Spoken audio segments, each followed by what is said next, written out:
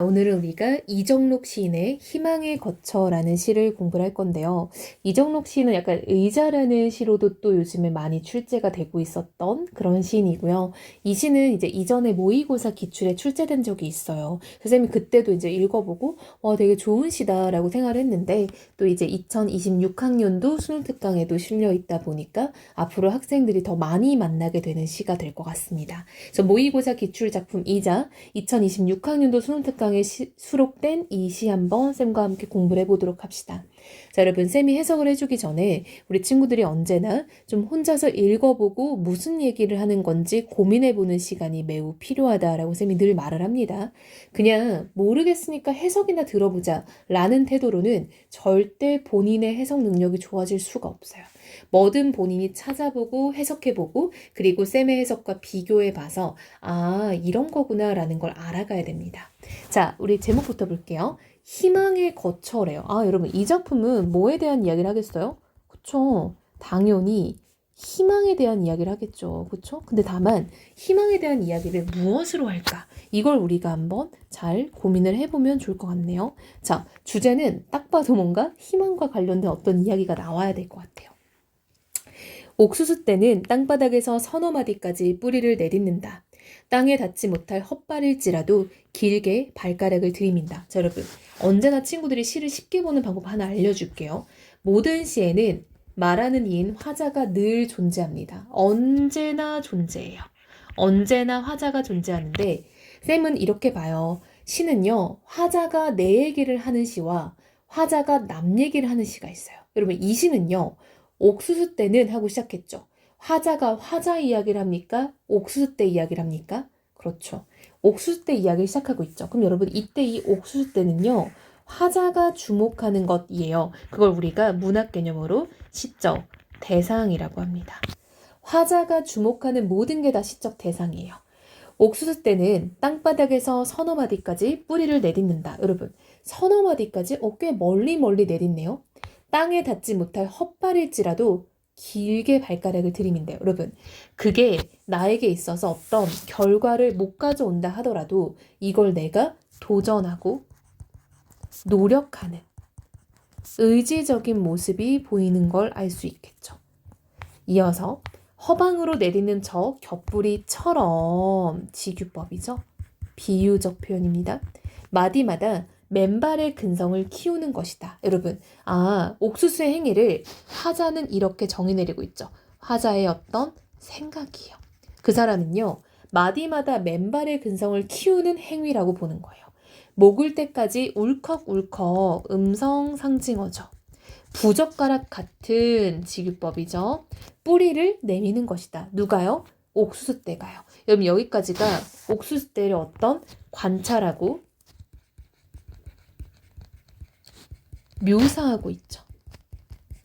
자, 이어서 봤더니 옥수수밭 두둑의 저 버드나무는 또한, 여러분, 이번에는요, 저 버드나무를 볼 건데요. 여기서 중요한 말이 나왔어요. 또한 별표. 여러분, 또한은요, 나열의 부사어잖아요. 나열된다는 거는 공통적인 것을 나열하는 거죠. 그럼 버드나무와 앞에 나왔던 옥수수떼는 어떤 비슷한 무언가를 가지고 있다는 걸 우리가 또한을 통해 알 수 있겠죠.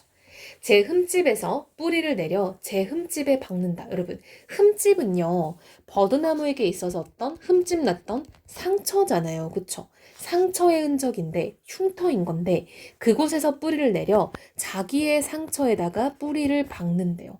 아플 것 같은데, 그쵸? 상처의 지붕에서 상처의 주춧돌로 스스로 기둥을 세운다. 그게 뭐예요?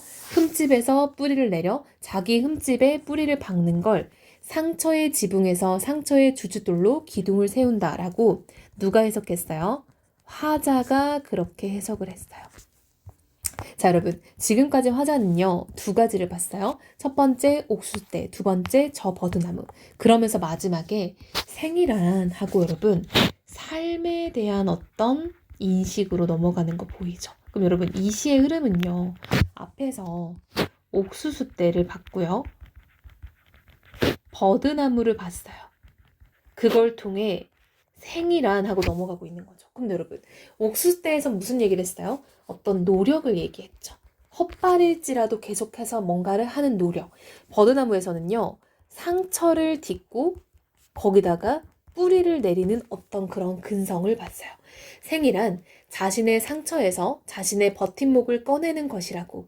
버드나무와 옥수수, 푸른 이파리들 눈을 맞춘다. 여러분, 눈을 맞춘다는 거는 우리 눈 맞춘다. 눈이 맞았다. 이거 무슨 말이에요? 그쵸? 그러니까 함께 하게 됐다라는 의미인 거잖아요. 즉, 그들은 함께, 즉, 같은 생각을 보여준다라는 것을 눈을 맞춘다로 표현한 거죠. 그럼 푸른은요? 색채어죠. 색채어는 시각적 이미지인 건 너무 당연하고요. 그럼 여기서 말하고자 하는 건요, 여러분. 단순히 그냥 옥수수대, 그냥 버드나무가 아니라 자신의 상처에서 자신의 버팀목을 꺼내는 것이다 라고 보는 거죠. 즉, 삶에 대한 화자의 어떤 해석과 인식으로 귀결이 된 거네요. 자, 여러분, 그렇다면 이 시는요, 여기 나왔던 옥수수대나 버드나무는 자연의 식물들, 자연물이죠. 그래서 이 자연물을 통해 인간 삶에 대한 교훈을 주고 있다라는 거 알 수 있겠네요. 그쵸?